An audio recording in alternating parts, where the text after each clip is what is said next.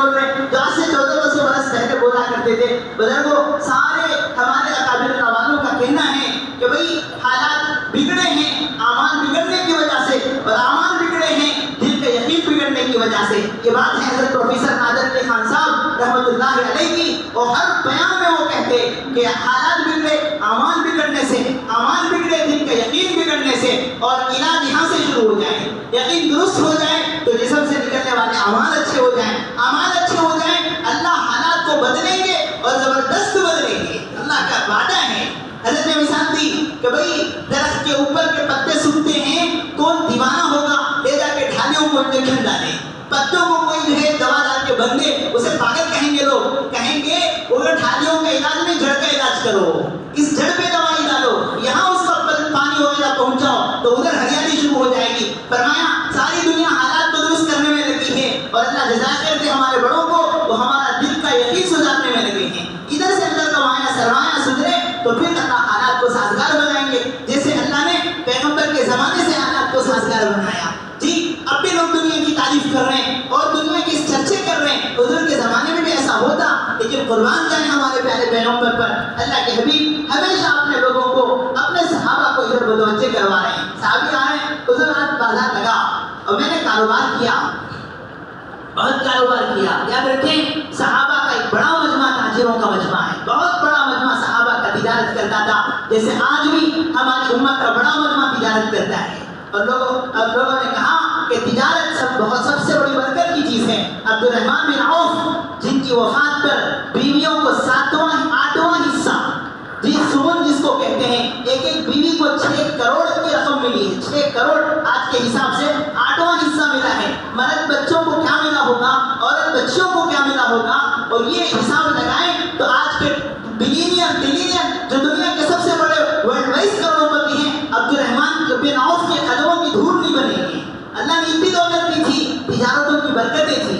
حالانکہ جب صحابہ مدینے میں گئے تو یہودیوں نے کہا ہم نے مسلمانوں کو ان کے لیے ایسا جادو کروایا ہے کہ یہ کبھی تجارت نہیں کر سکتے, ان کی تجارت آگے نہیں جائے گی, جیسے آج کا ہر مسلمان کہہ رہا ہے.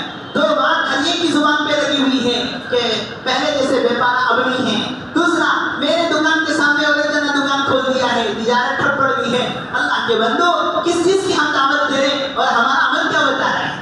ایسا ہم کہہ رہے ہیں اللہ کرنے والے, روزی روٹی کے مالک اللہ ہیں, اور پھر ہماری زبانوں سے یہ باتیں نکلے. بزرگوں ہماری گفتار اور کردار میں زمین آسمان کا فرق ہے. ہمارا یقین ہو دنیا میں, جی بستی میں میرے دکان اور میرے کاروبار کے برابر کے پاس کاروبار بھی کھل جائیں, میری روزی کا ایک نوانہ کوئی چھین نہیں سکتا.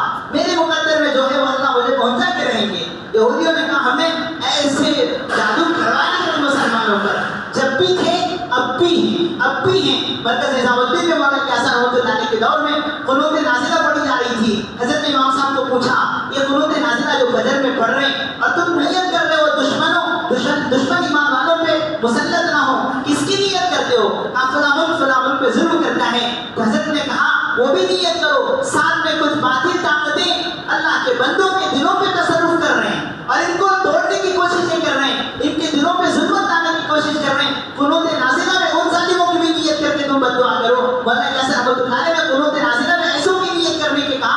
آج سے 80-90 برس 100 برس پہلے کی کارگزاری ہے, تو ادھر کو آج کا کیا حال ہوگا. اسی لیے ہمارے قابل بزرگوں کو دیکھا ہے ہم نے کہ صبح شام اہتمام سے وہ مسنون دعائیں پڑھتے ہیں, اللہ کی حفاظت میں ہم رہیں. سورہ فلق اور سورہ ناس کا اہتمام کرتے ہیں, اللہ کی حفاظت میں رہیں. دنیا میں جو آگے ہیں وہ بھی خطرے میں ہیں, دین میں جو آگے ہیں ان کا بھی بڑا برا حال ہے. مفتی سعید صاحب پالنپوری دارالعلوم کے شیخ الحدیث, دنیا میں جن کو سب سے بڑا عقلمند محدث مانا ہے, حضرت فرماتے ہیں بچوں مجھ پر ایسا جادو ہے, میں حدیث پڑھانے آتا ہوں تو سر میں درد شروع ہو جاتا ہے. جی چاہتا ہے کہ کبھی نہ پڑھا ہوں, بتائیے مجھے کیا ہو گیا.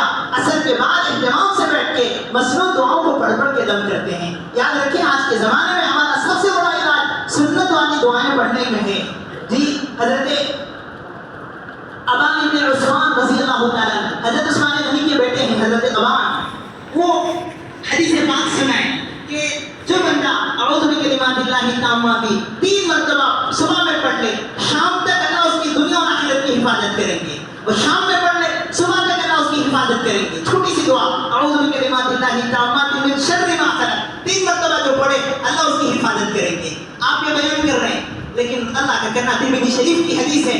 ان کے ہاتھ میں کیا نام ہے وہ ہلکا سا وہ شکایت ہو گئی تھی